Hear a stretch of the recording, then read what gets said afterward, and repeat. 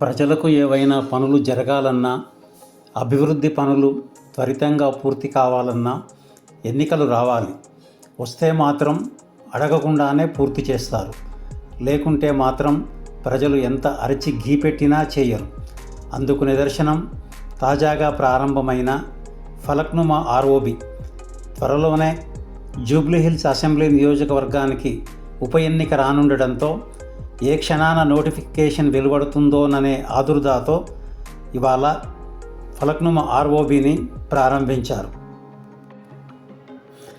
52.03 కోట్ల వ్యయంతో నిర్మించిన ఈ ఆర్ఓబిని జిల్లా ఇన్ఛార్జ్ మంత్రి పొన్నం ప్రభాకర్, మేయర్ గద్వాల్ విజయలక్ష్మితో కలిసి ప్రారంభించారు. ఏదైతేనేం పాతబస్తీ ప్రజలకు కొత్త సదుపాయం అందుబాటులోకి వచ్చింది.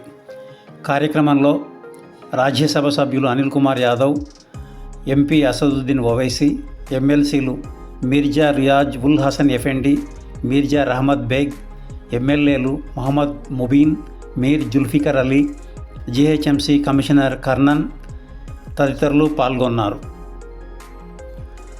బార్కాస్ జంక్షన్ నుంచి ఫలక్నుమా బస్ డిపో వరకు, చార్మినార్ వరకు ప్రజలకి ట్రాఫిక్ కష్టాలు తీరనున్నాయి.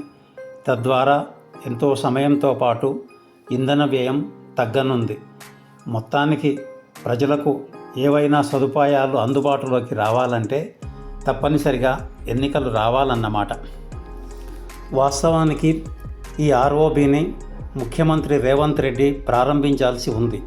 కానీ ఆయన నిన్న దసరా వేడుకల్లో పాల్గొనేందుకు తన స్వగ్రామం కొండారెడ్డిపల్లికి వెళ్ళి తిరిగి రాలేదు.